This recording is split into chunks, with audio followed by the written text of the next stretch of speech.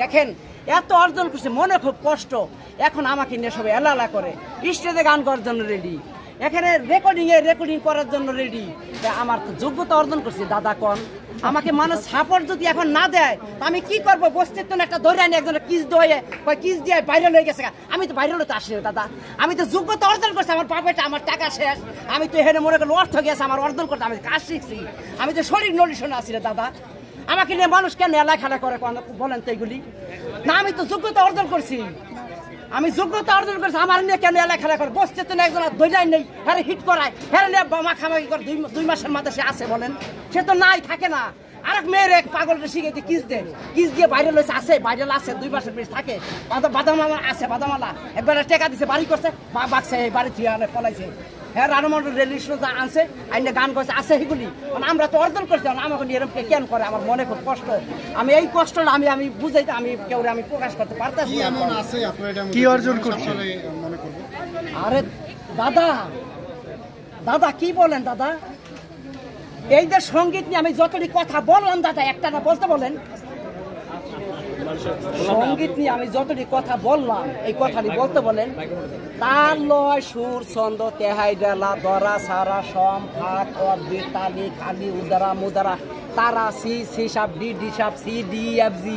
সঙ্গীত কত প্রকার, তাল কত প্রকার, লয় কত প্রকার, সিঙ্গেল ডাবল রিডাবল। হ্যাঁ, তা এখন কথা দিয়ে এই বলতে বলেন সঙ্গীত এটিতে জন্ম দেয়। আমি 9টা বছর আমার পাগল বলতে মানুষ, আমি একটা গান বানাই, আমি বাজারে যাই, হাটে যাই, সাইডে দিই, আমি দর্শকের দিকে আমার গানটি মানুষের মাঝে প্রচার করা যাবে।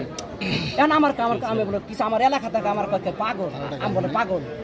আচ্ছা শুনেন, আপনার রশিদ ভাই, আপনাকে তো আমি অনেকদিন যাবত চিনি, আপনার সাথে আমার অনেক আগে থেকে পরিচয়। আমি তো সরল মানুষ দাদা, কোন আমার মানুষ কয় এর পাগল কয় আমার। আমি আচ্ছা ঠিক আছে, এখন আমরা বিষয় হচ্ছে আপনার কাছে নতুন কি গান আছে যে গানটা আপনি মনের মাধুরী মিশিয়ে গাইতে পারবেন?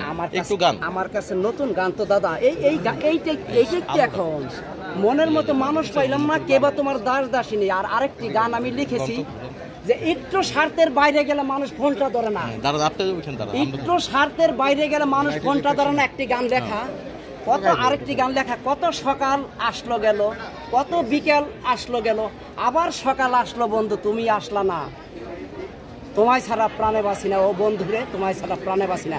আমার তো এই গানগুলি লেখা আছে। এখন আরেকটি, আমি ওদিন যাচ্ছিলাম, তা আমার সাথে একজন হুজুর বসা, তা আমি জিজ্ঞেস করলাম বাসের ভিতরে, দাদা আমি তো একটি ছন্দ লিখছি, আমার ভিতরে আইছে, তা আমি এটা কি মানুষের মাঝে প্রচার করতে পারবো নি? এখন বললো কি, তা আমি একটু বললাম, তারাতে তো বললো একটু বলেন তো দেখি। মসজিদে দাও ওরে বান্দা গুনাহ না কামাইয়া, আল্লাহ পাক দিবেন জান্নাত অনেক খুশি হয়। কেন? যে আমরা যদি এই দুনিয়ায় বাঁচবো কদিন বলেন? আমরা কারো যদি কোনো উপকার করতে না পারি, আমরা যেন ক্ষতি না করি, হ্যাঁ ক্ষতি না করি। আমরা ভালো কাজ করলে তোমায় রাখবে সবাই মনে, মরার পরও থাকবে বেঁচে সুন্দর এই ভুবনে। তা আমরা তো অর্জন করছি দাদা কন, আমরা তো অর্জন করছি, আমরা তো সঠিক নলেশন আসি, আমরা সব কিছু নিয়ে আসি আর কি। তা আসসালামু আলাইকুম দর্শক, ছোট বড় সকলকে আমার সালাম। আমি দুটি কথা বলে শেষ করব, বেশি কথা বলবো না। যে কারো কোনো সুপার স্টার নিয়ে মন খারাপ করবেন না। আপনাদের ফ্যামিলির কাছে, আপনাদের বাবা মার কাছে আপনারা কিন্তু সারা বাংলাদেশ, সারা বিশ্বের সুপার স্টার।